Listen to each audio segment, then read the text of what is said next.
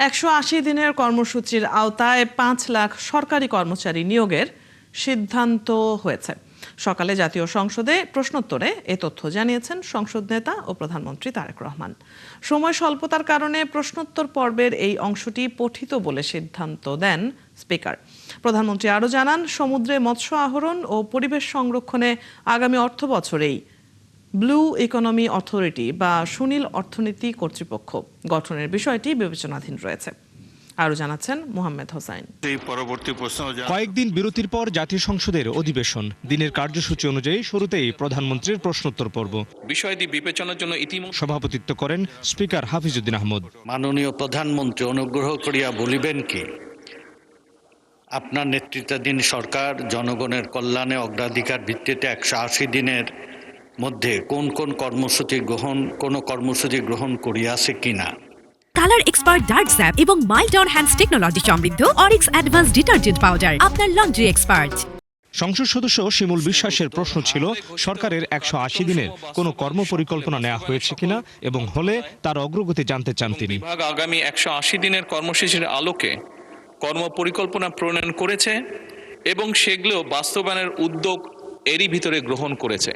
তারই একটি অংশ হিসেবে নিশ্চয়ই আপনি মাননীয় স্পিকার পত্রপত্রিকায় দেখেছেন, সংবাদে দেখেছেন যে গতকাল আমাদের যে কৃষক কার্ডের যে কমিটমেন্ট ছিল জনগণের মাঝে, সেটির কাজও আমরা পাইলট প্রজেক্টের কাজ আমরা গতকাল শুরু করেছি।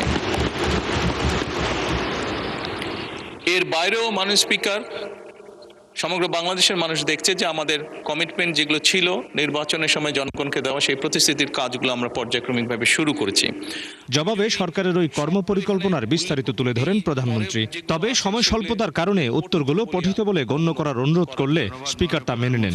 উত্তরের বাকি অংশ পঠিত বলে গণ্য হলো। সংসদ থেকে পাওয়া নথিতে দেখা যায় 5 লাখ সরকারি কর্মচারী নিয়োগের সিদ্ধান্তের কথা অধিবেশনে জানিয়েছেন প্রধানমন্ত্রী। আর এই জন্য ইতিমধ্যে জনপ্রশাসন মন্ত্রণালয় ও সংশ্লিষ্ট অধিদপ্তর সংস্থায় প্রায় 3000 লোকবল নিয়োগ প্রক্রিয়া চলমান রয়েছে। আমাদের নির্বাচনী ইশতেহারে প্রধানমন্ত্রী আরও জানান, ওই কর্মসূচির আওতায় অর্থাৎ আগামী 4 মাসের মধ্যে 5 জেলায় হেলথ কার্ডের মাধ্যমে চিকিৎসা সেবা কার্যক্রম শুরু হবে।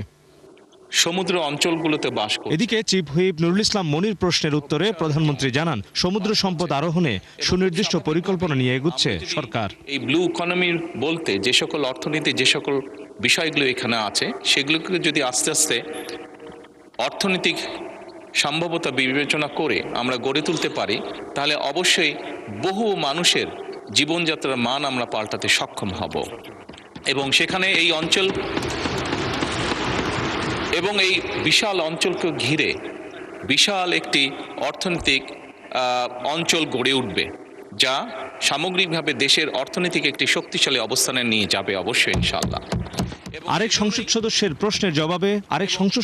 প্রশ্নের জবাবে সংসদ নেতা জানান, উপকূলীয় এলাকার উন্নয়নে সরকার বিভিন্ন রকম প্রকল্প বাস্তবায়ন করছে।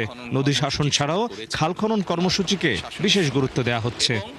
বর্তমান সরকার খাল খননের মাধ্যমে একদিকে যেমন নদী ভাঙনকে ট্যাকল করতে চাইছে, একদিকে যেমন আমাদের শুষ্ক মৌসুমে পানির যে সমস্যা হয়ে থাকে, সেই সমস্যাটার সমাধান আমরা করতে চাইছি খাল খননের মাধ্যমে। ঠিক একইভাবে আপনার নিশ্চয়ই ধারণা আছে, যেহেতু গ্রাম অঞ্চলে আপনি বেড়ে উঠেছেন, অনেক সময় এমন অনেক জায়গা আছে যেখানে বর্ষাকালেও কৃষক পানি পায় না, বর্ষার সময়ও তাকে পানির জন্য কষ্ট করতে হয়। সেই জন্য আমাদের সেচ সুবিধা দেওয়ার জন্য খাল খনন একটি অত্যন্ত জরুরি প্রকল্প। আরেক প্রশ্নের জবাবে তিনি জানান, 1 জুলাই থেকে 5 বছর মেয়াদী 5ম প্রাথমিক শিক্ষা উন্নয়ন কর্মসূচি শুরু করতে যাচ্ছে সরকার। বিগত নির্বাচনে এই দেশের মানুষ, প্রধানমন্ত্রী সংসদে বলেন, মানুষও দেশের কাছে প্রতিশ্রুতিবদ্ধ জাতীয়তাবাদী দল।